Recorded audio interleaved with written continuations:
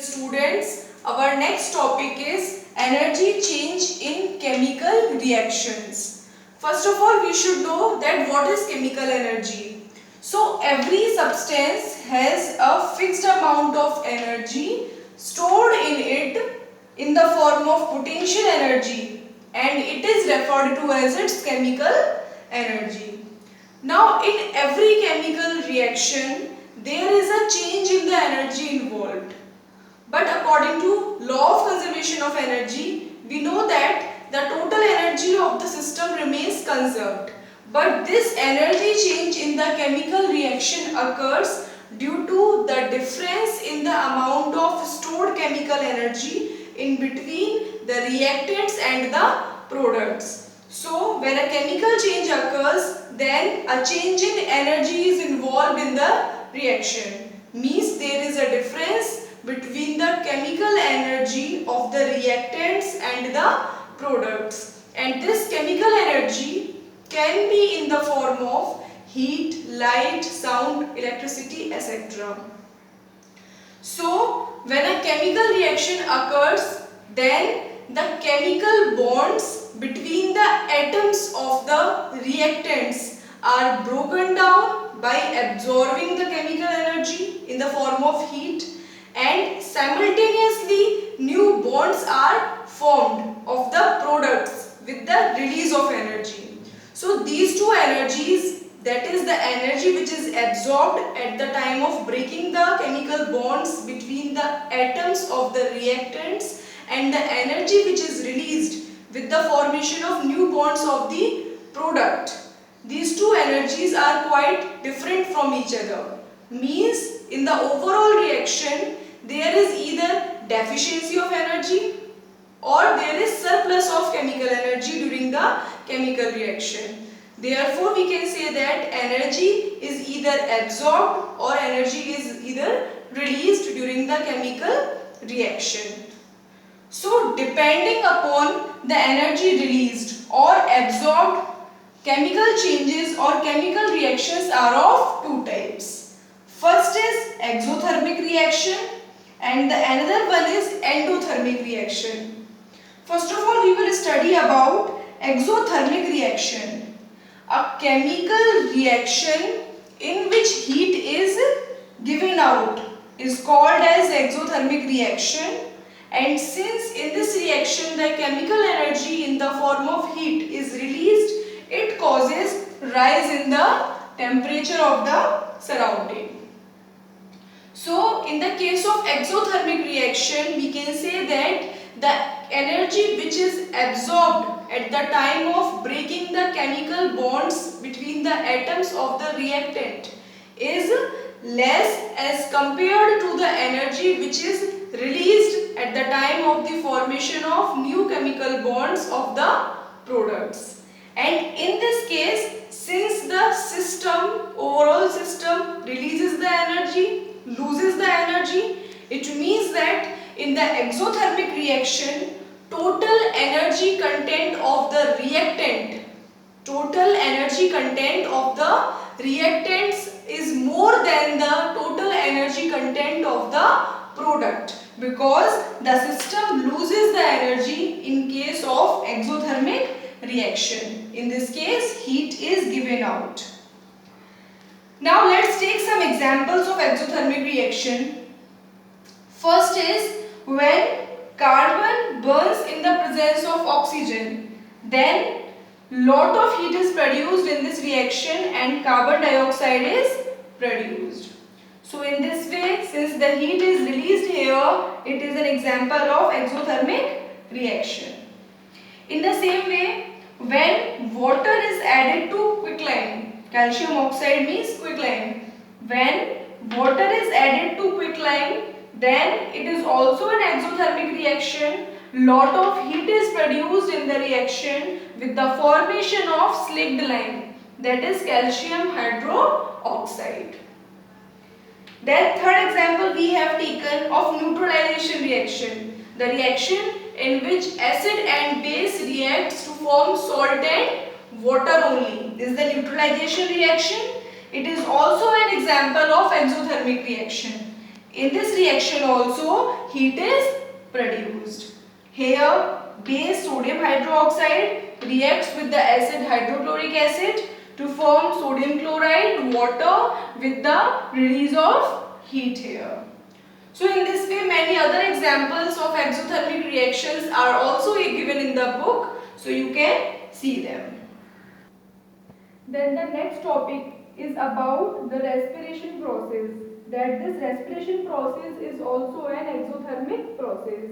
Actually our body needs energy to make possible the chemical reactions, to carry out the chemical reactions that takes place in our body cells, and these chemical reactions which occurs in our body are very important to carry out our everyday activities. Our body requires energy to stay alive, and this energy we get from food. During digestion process, the food which we eat is broken down into simpler substances. For example, the starch decomposes into glucose and sugars, the carbohydrate which is present in rice, potato, etc. It also gives us glucose. Now the combustion of the glucose with the oxygen in the cells of the body provides energy, and this oxygen we get from the respiration process. So the combustion of glucose with the oxygen gives us energy, and other products are carbon dioxide and water vapor. So in this way we can say that since the energy is released in this respiration process in the combustion of glucose with the oxygen, therefore this reaction is exothermic reaction, and it is known by a special name called respiration. So we can say that respiration, burning of coal, petrol, kerosene, cooking gas, these are all examples of exothermic reaction. Heat is released in these reactions. Energy is released in these reactions. Then the next topic is endothermic reaction. A chemical reaction in which heat is absorbed is called as endothermic reaction.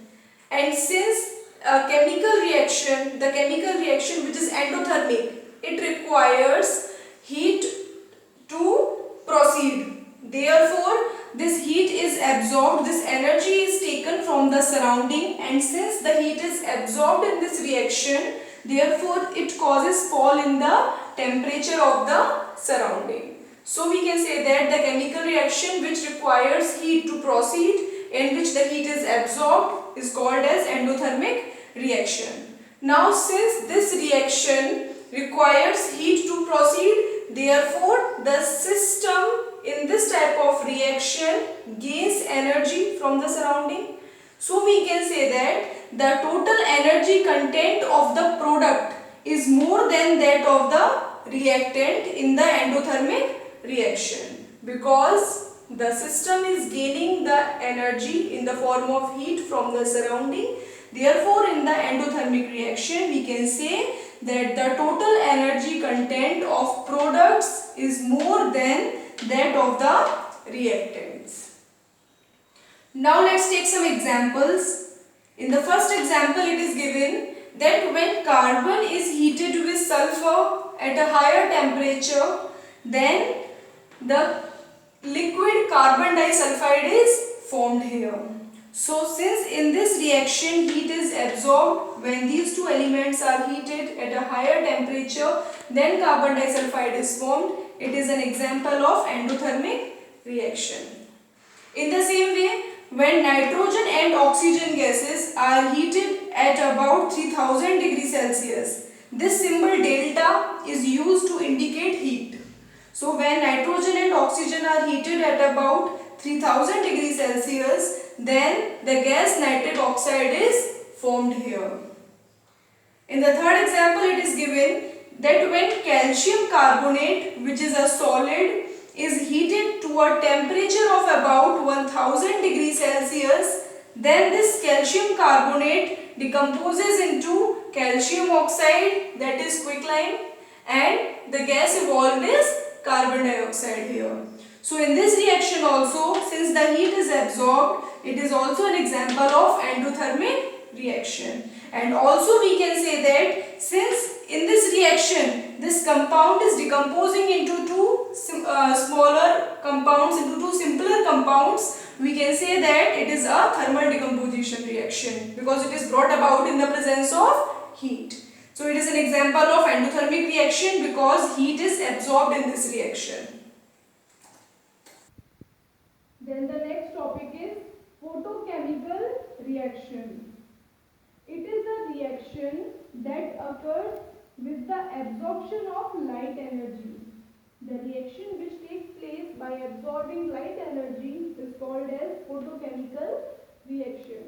Most common example is photosynthesis process.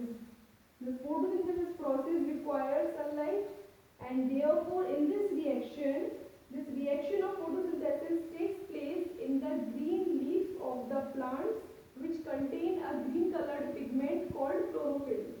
That green colored